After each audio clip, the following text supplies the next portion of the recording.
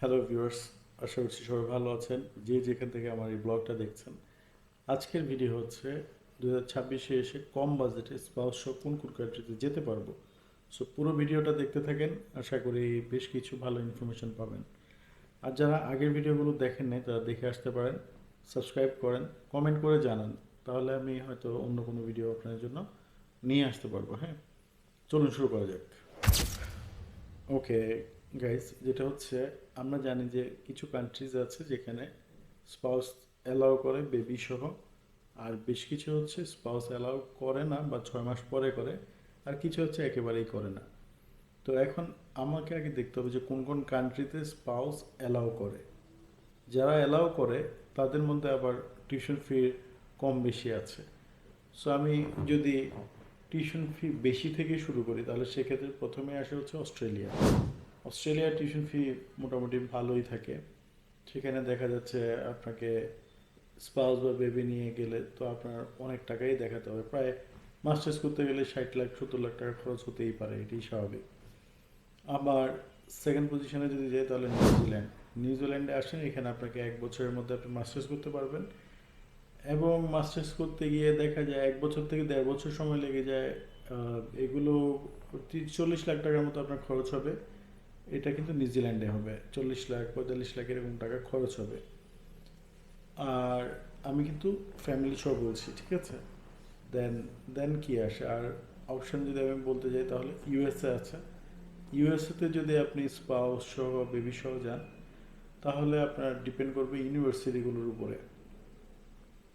Like আপনার university cost যদি $15,000 বা 12-13 হাজার ডলারের মধ্যে চলে আসে, সেই ক্ষেত্রে আপনি আপনার একটা মাস্টার্স করতে সেখানে প্রায় 30 লাখ 35 লাখ টাকার মধ্যে পারবেন। আর আর যে কান্ট্রিগুলো আছে এগুলো এর পরের স্টেজে আসতেছে। আমরা জানি ক্যানাডার জন্য স্পাউস নিয়ে দাঁড়ানো যায়, অ্যাপ্লাই করা যায়, দ্যাট মিনস হচ্ছে ভিসা অ্যাপ্লিকেশন সাবমিট করা যায়। সেই ক্ষেত্রে ক্যানাডার জন্য আপনার দেখা যায় খরচ আসবে 30-35 লাখ টাকার মতো। মানে এটা হচ্ছে মাস্টার্স করতে। এরপর যে কান্ট্রিগুলো আসে, ইউরোপের কিছু কান্ট্রি আছে, ফিনল্যান্ড আছে, সুইডেন আছে, ডেনমার্ক আছে। এগুলোতে বেবি স্পাউস দুটোই নিয়ে যাওয়া যায়। আর একটা কান্ট্রির কথা অনেক বেশি শোনা হয়, হাঙ্গেরি। হাঙ্গেরিতে কিন্তু স্পাউস নেওয়া যায় না, ঠিক আছে, ইভেন কখনোই নেওয়া যায় না, এরকম একটা অবস্থা। আর যে কান্ট্রিগুলো পারা যায় যেমন এস্তোনিয়া পারা যায়, এটাতে আপনারা স্পাউস বেবি দুটোই নিতে পারবেন। কিন্তু প্রবলেমটা কোন জায়গায় জানেন, এটার এম্বাসি বাংলাদেশে নেই। দেন আছে হচ্ছে অস্ট্রিয়া। অস্ট্রিয়া একটা ভালো অপশন, এখানে আপনারা যেতে পারেন, এখানে বাংলাদেশ থেকেই প্রসেস হয়। সো এগুলো হচ্ছে কান্ট্রি। এই লাস্টে যে কান্ট্রিগুলো বললাম এখানে আপনি খুব কম খরচে স্পাউস নিয়ে মুভ করতে পারবেন। সেটা কত, সেটা হচ্ছে 15 লাখ 20 লাখ টাকার মতো আপনার সর্বোচ্চ খরচ হবে। আপনার ডিগ্রিও কমপ্লিট হবে, এখানে আপনার লিভিং যে কস্টটা সেটাও চলে যাবে এই অ্যামাউন্টের মধ্যে।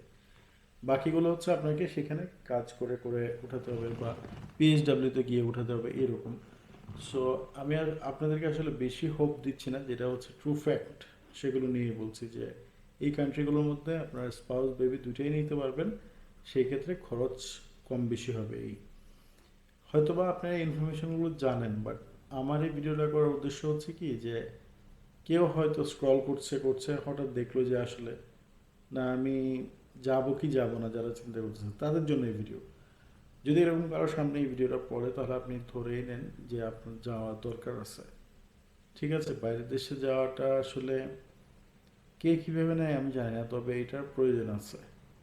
বাংলাদেশে যতদিন মানুষ থাকে ততদিন বুঝতে পারে না আসলে যে বাইরের জীবনটা আসলে কেমন।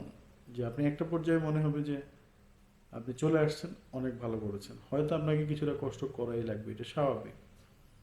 বাট বিশ্বাস করেন, বাইরের দেশের মানুষ অনেক বেশি বিনয়ী, আপনার ভালো লাগবে। এটাই আমার প্রত্যেকটা ভিডিওতে একটা মেসেজ দিতে চাই যে please try to go abroad. প্রয়োজনে সেখানে শিখে দেশে এসে ইমপ্লিমেন্ট করেন, it's up to you. But otherwise আপনাকে যেতে হবে, এই মেন্টালিটি মাথায় নিয়ে আগান। দেখা হবে পরবর্তী কোনো ভিডিওতে। আল্লাহ হাফিজ, আসসালামু আলাইকুম।